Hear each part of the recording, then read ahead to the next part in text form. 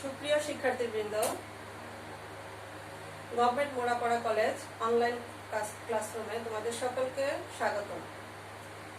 আজকে তোমাদের সাথে আছি আমি সোমা আক্তার, প্রভাষক হিসাব বিজ্ঞান। আমাদের সকলের সুপ্রিয় এবং দক্ষ ভারপ্রাপ্ত অধ্যক্ষ জনাব সুকুমার দাস স্যারের নির্দেশে পরিচালিত হচ্ছে আমাদের government Morapara college online classroom. তো আজকে আমি তোমাদের সাথে আলোচনা করব এসএসসি এবং এসএসসি বিএম দ্বিতীয় বর্ষের ছাত্রছাত্রীদের জন্য হিসাব বিজ্ঞান নীতি ও প্রয়োগ 2। এই বিষয়ের অধ্যায় হচ্ছে আমাদের তৃতীয় অংশীদারি ব্যবসায় হিসাব। অংশীদারি ব্যবসায় হিসাবটি খুবই গুরুত্বপূর্ণ একটি অধ্যায়। আমরা বিগত সালের বোর্ড প্রশ্ন যদি একটু দেখি, বোর্ড ফাইনাল প্রশ্ন, তাহলে আমরা দেখব প্রতি বছরই এই অধ্যায় থেকে অঙ্ক এবং প্রশ্ন থাকে। এজন্য আমরা খুবই গুরুত্ব সহকারে প্রশ্ন এবং অঙ্ক পাঠ করব এবং অঙ্কগুলো প্র্যাকটিস করব। আজকে চলো আমরা একটু আলোচনা করে নিই অংশীদারি ব্যবসায় হিসাব। আমাদের অধ্যায়ের নাম হচ্ছে অংশীদারি ব্যবসায় হিসাব। তাহলে অংশীদারি ব্যবসায় কি আমরা একটু জেনে নেই। অংশীদারি ব্যবসায় বলতে বোঝায় ন্যূনতম 2 জন এবং সর্বোচ্চ 20 জন। ব্যাংকিং ব্যবসায়ের ক্ষেত্রে 10 জন ব্যক্তি মুনাফা অর্জনের উদ্দেশ্যে চুক্তির ভিত্তিতে যে ব্যবসায় গঠন করে তাকে বলা হয় অংশীদারি ব্যবসায়। উপরোক্ত সংজ্ঞা থেকে আমরা কি বুঝতে পারলাম? সর্বনিম্ন 2 জন এবং সর্বোচ্চ 20 জন। আর যদি সেটা ব্যাংকিং ব্যবসায় হয় তাহলে হবে সর্বোচ্চ বা 10 জন অংশীদার হবে এবং চুক্তির ভিত্তিতে মুনাফা অর্জনের উদ্দেশ্যে যে ব্যবসায় পরিচালিত হয় তাই হচ্ছে অংশীদারি ব্যবসায়। অর্থাৎ চুক্তি অবশ্যই থাকতে হবে এবং চুক্তিটি হতে হবে অংশীদারি ব্যবসায়ের ক্ষেত্রে লিখিত চুক্তি। চুক্তিকে অনেক সময় অংশীদারি ব্যবসায়ের ভিত্তি বলা হয় বা দলিল বলা হয়।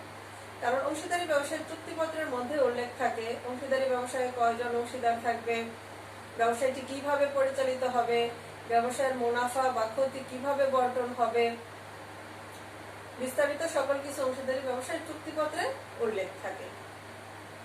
আচ্ছা, এবার আমরা একটু জেনে নেই অংশীদারি ব্যবসায়ের হিসাব রক্ষণ পদ্ধতি কয়টি বা কিভাবে আমরা হিসাবভুক্ত করি। অংশীদারি ব্যবসায় হিসাব পরিচালনা পদ্ধতিটা আমরা কিভাবে করব, হিসাবটা আমরা কিভাবে করব। অংশীদারগণের মূলধন হিসাব পদ্ধতি সাধারণত আমরা ধরে নেই 2 প্রকার। একটা হচ্ছে স্থিতিশীল মূলধন হিসাব, দ্বিতীয়টি হচ্ছে পরিবর্তনশীল মূলধন হিসাব। স্থিতিশীল মূলধন হিসাবে আবার রয়ে গেছে আমাদের লাভ লোকসান বন্টন হিসাব, মূলধন হিসাব, চলতি হিসাব, ঋণ হিসাব, উত্তোলন হিসাব। অর্থাৎ স্থিতিশীল মূলধন পদ্ধতিতে যদি আমাদের হিসাবটি করতে বলে অংশীদারি হিসাব, তাহলে আমরা করব লাভ লোকসান বন্টন হিসাব, মূলধন হিসাব, চলতি হিসাব, ঋণ হিসাব এবং উত্তোলন হিসাব, যা যা আমাদের লাগবে। পরিবর্তনশীল মূলধন হিসাব পদ্ধতিতে আমরা করে নিব লাভ লোকসান বন্টন হিসাব, মূলধন হিসাব, ঋণ হিসাব, উত্তোলন হিসাব। তাহলে আমরা যদি একটু খেয়াল করি তাহলে আমরা দেখতে পাবো অংশীদারগণের মূলধন হিসাব পদ্ধতি 2টি পদ্ধতি, অর্থাৎ স্থিতিশীল এবং পরিবর্তনশীল মূলধন পদ্ধতি 2টি পদ্ধতির মধ্যে আমাদের লাভ লোকসান বন্টন হিসাব প্রস্তুত করতে হবে। অর্থাৎ 2 হিসাব পদ্ধতিতে আমাদের লাভ লোকসান বন্টন হিসাব প্রস্তুত করে নিতে হবে। এছাড়া আমাদের প্রশ্নে করণীয়তে যা যাবে আমরা তাই করবো। সাধারণত আমাদের অংশীদারগণের মূলধন হিসাবে লাভ লোকসান বন্টন হিসাবটা সবসময় চেয়ে থাকে। এছাড়া আমাদের চাইতে পারে অংশীদারগণের মূলধন হিসাব প্রস্তুত করো অথবা অংশীদারগণের চলতি হিসাব প্রস্তুত করো।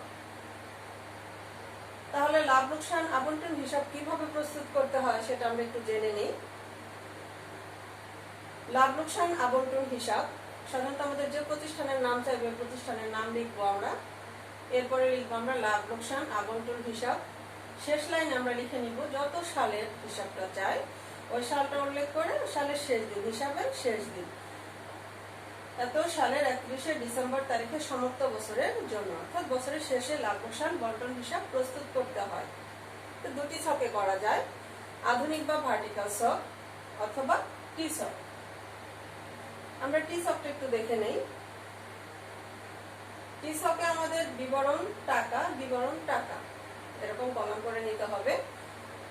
বাম পাশে আমরা লিখে নিব ডেবিট, ডান পাশে উপরে চার্টের উপরে কর্নার আমরা লিখে নিব ক্রেডিট।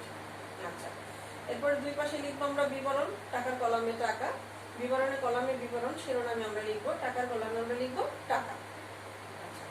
আর যদি আমরা ভার্টিক্যাল সব করে থাকি তাহলে আমাদের শুধু বিবরণ এবং টাকার কলাম করে নিতে হবে। দুই পদ্ধতিতে আমরা অঙ্কটা শুরু করব। সাধারণত লাভ লোকসান হিসাব অথবা যে প্রতিষ্ঠানের অঙ্কটা আমরা করব সেই প্রতিষ্ঠানের নিট লাভ বা নিট মুনাফা আমাদের প্রশ্নে দেয়া থাকবে। প্রশ্ন অনুযায়ী নিট লাভ বা নিট মুনাফা নিয়ে আমরা অঙ্কটি শুরু করব। যদি ভার্টিক্যাল ছকে শুরু করি তাহলে আমরা শুরুতেই লিখে নিব লাভ লোকসান হিসাব চলতি বছরের নিট লাভ।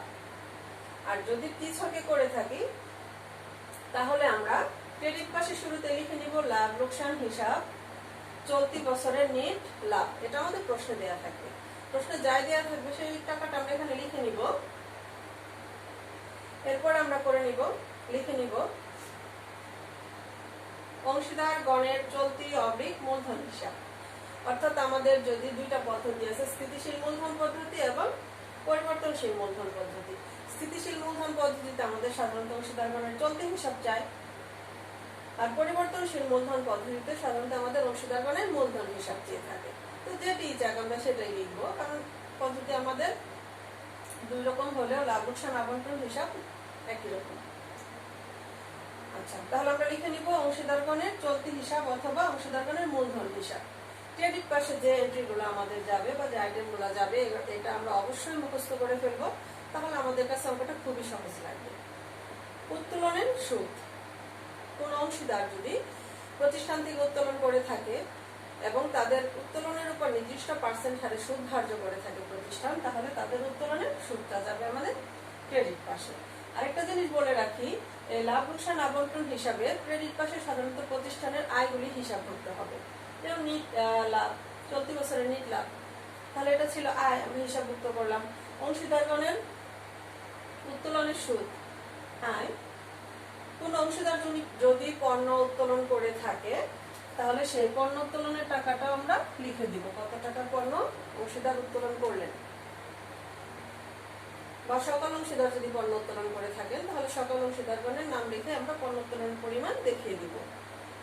বিনিয়োগের অনাদায়ী সুদ। কোন অংশীদার যদি বিনিয়োগ করে থাকে বা প্রতিষ্ঠান যদি অন্য কোথাও বিনিয়োগ করে থাকে, সেই বিনিয়োগের উপর যদি প্রতিষ্ঠানের সুদ অনাদায়ী বা বকেয়া থাকে সেটা আমরা ক্রেডিট পাশে লিখে নিব। এছাড়া প্রতিষ্ঠান যদি কোনো অগ্রিম খরচ থেকে থাকে, প্রদান করা হয়ে থাকে, তাহলে সেই অগ্রিম খরচটা আমাদের ক্রেডিট পাশে আমরা হিসাবভুক্ত করে নিব টাকার কলামে। আচ্ছা, এরপর আমরা চলে আসি ডেবিট পাশে। ডেবিট পাশে আমরা একই কথা লিখব, অংশীদারগণের চলতি অবলিক মূলধন হিসাব। কারণ এখানে আমরা যেগুলা লিখতেছি এগুলা আবার আমাদেরকে অংশীদারগণের চলতি হিসাবে বা মূলধন হিসাবে হিসাবভুক্ত করতে হয়। আচ্ছা, তাহলে আমাদের ডেবিট পাশে, ক্রেডিট পাশে যদি আয় যায় তাহলে ডেবিট পাশে আমাদের হিসাবভুক্ত হবে খরচগুলো।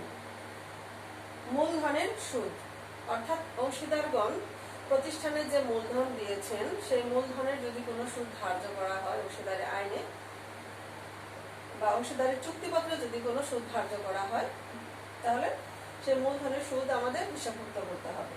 বেতন। কোন অংশীদার যদি ব্যবসা পরিচালনা করার জন্য বেতন পেয়ে থাকে, মাসিক বা বার্ষিক যেভাবে পেয়ে থাকেন, সেই অংশীদারের বেতন আমাদের হিসাবভুক্ত করতে হবে। কমিশন। কোন অংশীদার বা কোনো ব্যক্তিকে যদি প্রতিষ্ঠান কমিশন দিয়ে থাকে সে কমিশন হিসাবভুক্ত করতে হবে। ঋণের সুদ। কোন অংশীদার যদি প্রতিষ্ঠানে ঋণ প্রদান করে থাকেন তাহলে সেই ঋণের সুদটা হিসাবভুক্ত করতে হবে। ম্যানেজারের কমিশন। ম্যানেজারকে যদি কমিশন প্রদান করা হয় তাহলে সেই কমিশন হিসাবভুক্ত করতে হবে। প্রতিষ্ঠানে যদি কোনো বকেয়া খরচ থাকে সেই বকেয়া খরচ হিসাবভুক্ত করতে হবে। প্রতিষ্ঠানে যদি কোনো অনাদায়ী পাওনা থাকে সেটা আমরা হিসাবভুক্ত করে নিব। প্রতিষ্ঠানে যদি কোনো সঞ্চিত তহবিল থাকে সেটা আমাদের হিসাবভুক্ত করতে হবে। আচ্ছা, এবার আমরা মোটামুটি ক্রেডিট পাশে এবং ডেবিট পাশে সবকিছু হিসাবভুক্ত করে নিলাম। নেওয়ার পর আমাদের জানতে হবে একটু আরেকবার, ডেবিট পাশে আমরা হিসাবভুক্ত করি খরচগুলি, ক্রেডিট পাশে হিসাবভুক্ত করি আয়গুলি। তাহলে আমরা একটু দেখে নিব আমাদের আয়ের পাশটা বড় না খরচ বা ব্যয়ের পাশটা বড়। যদি আয়ের পাশটা বড় হয়, ব্যয় যদি ছোট হয়, দুই পাশে আমরা আয়টা লিখে ক্লোজ করে দিব, অর্থাৎ বড় টাকাটা আমরা লিখে হিসাবটা বন্ধ করে দিব। করার পরে টোটাল আয় থেকে আমরা ব্যয়টা বিয়োগ করে নিব। বিয়োগ করার পরে যে টাকাটা পাবো সেটা হয়ে যাবে আমাদের মুনাফা। যেহেতু এটা অংশীদারি ব্যবসায়, মুনাফা নিশ্চয় একজনে পাবে না, যতজন অংশীদার আছে সকলেই পাবে তাদের চুক্তি অনুযায়ী।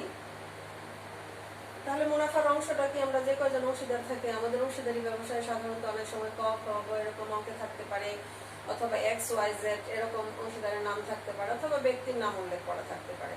তো যে নামটাই থাকুক না কেন ওই নামগুলো আমরা ব্যবহার করব। অংশীদার 2 জন থাকতে পারে, 3 জন থাকতে পারে, 4 জন থাকতে পারে, প্রশ্ন যা থাকে ওইভাবে আমরা দিব।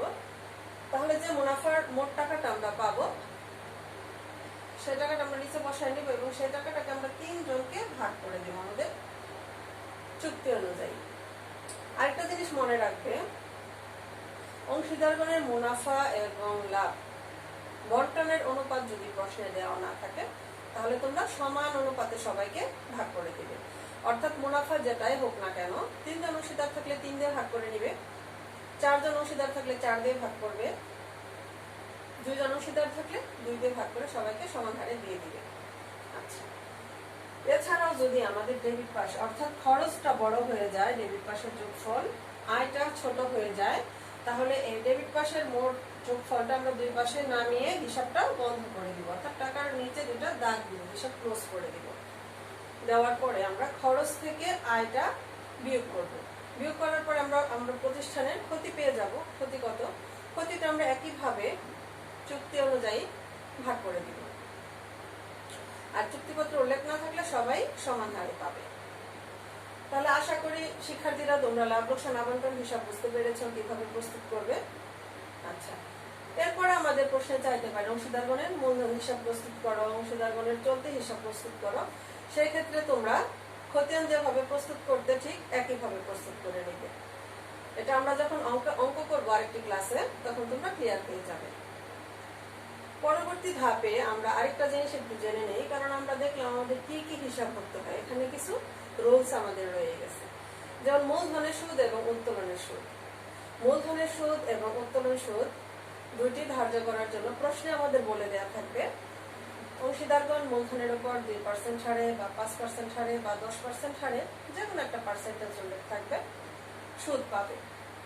সেক্ষেত্রে যা বলা থাকবে তাই দিবে, অথবা যদি বলা না থাকে প্রয়োজন নাই, কোনো কোনো অঙ্কে সরাসরি টাকাও দেওয়া থাকতে পারে। অংশীদারগণ উত্তোলনের সুদ বাবদ এত টাকা পাবে, মূলধনের সুদ বাবদ এত টাকা পাবে, যে টাকা থাকবে ওইটা উল্লেখ করে দিবা। আর কিছু বলা না থাকলে কোনো প্রয়োজন নেই।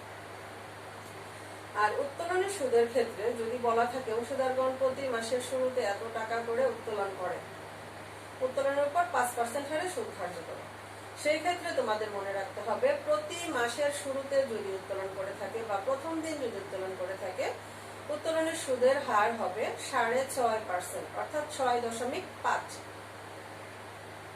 মাসের সুদ ধার্য করতে হবে আমাদের। মাসটা হবে 6.5 মাস, 6.5। এরপর প্রতি মাসের মাঝামাঝি বা প্রতি মাসে উত্তোলন করে থাকেন, অর্থাৎ উল্লেখ করা নাই প্রতি মাসের প্রথম দিনে না শেষ দিনে বা মাঝামাঝি, কিছুই বলা নাই, বলা আছে প্রতি মাসে উত্তোলন করেন বা মাঝামাঝি উত্তোলন করেন, সেই ক্ষেত্রে তোমরা 6 মাসের সুদ ধার্য করবে। আর যদি বলা হয় প্রতি মাসের শেষ দিন বা শেষ তারিখে উত্তোলন করেন, তাহলে তোমরা 5.5 মাসের সুদ ধার্য করবে। তোমাদের বইতে আছে, ক্লাসে আমি ইতিপূর্বে আলোচনা করিয়েছি, অঙ্ক করিয়েছি, এছাড়া আমি এখানে লিখেও দিয়েছি, তোমরা একটু মনোযোগ সহকারে পড়ে নিবে, এটা মনে রাখার চেষ্টা করবে। এরপরে চলো ঋণের ব্যাপারে আসি। অংশীদারগণের মধ্যে কোনো অংশীদার যদি প্রতিষ্ঠানে ঋণ প্রদান করে থাকেন, তার ঋণের সুদ কত টাকা হবে সেই ব্যাপারে কিছু যদি বলা না থাকে, তাহলে আমাদের 1932 সালের অংশীদারি আইন অনুযায়ী 6% হারে ঋণের সুদ ধার্য করতে হবে। তো আশা করি শিক্ষার্থীরা তোমরা ক্লাসটি মনোযোগ সহকারে ফলো করেছ। তোমাদের প্রয়োজনার্থে তোমরা ক্লাসটি প্রয়োজন আরেকবার দেখবে, একটু মনোযোগ দিয়ে বাসায় পড়াশোনা করবে। আশা করি তোমরা উপকৃত হবে। আমরা সবাই জানি করোনা ভাইরাসের জন্য আমাদের এসএসসি পরীক্ষা পিছিয়ে গেল। যে কোনো সময় হয়তোবা পরিস্থিতি স্বাভাবিক হয়ে যাবে। আল্লাহ আমাদেরকে খুব সুন্দর একটি পরিবেশ দিবেন, স্বাভাবিক সুস্থ একটা জীবন আমাদেরকে দিবেন। তো সেই দিনের প্রত্যাশা আমাদেরকে স্বাভাবিক কাজকর্ম চালিয়ে নিতে হবে, পড়াশোনা করতে হবে। তো আমার প্রত্যাশা সবাই তোমরা সচেতন থাকবে, পরিবারকে সচেতন রাখবে, ঘরে থাকবে, নিরাপদে থাকবে, আমাদের মাননীয় সরকারের এবং বিশ্ব স্বাস্থ্য সংস্থার স্বাস্থ্যবিধি মেনে চলবে। তো আজকে এই পর্যন্তই, দেখা হবে ইনশাআল্লাহ আগামী ক্লাসে। আল্লাহ হাফেজ।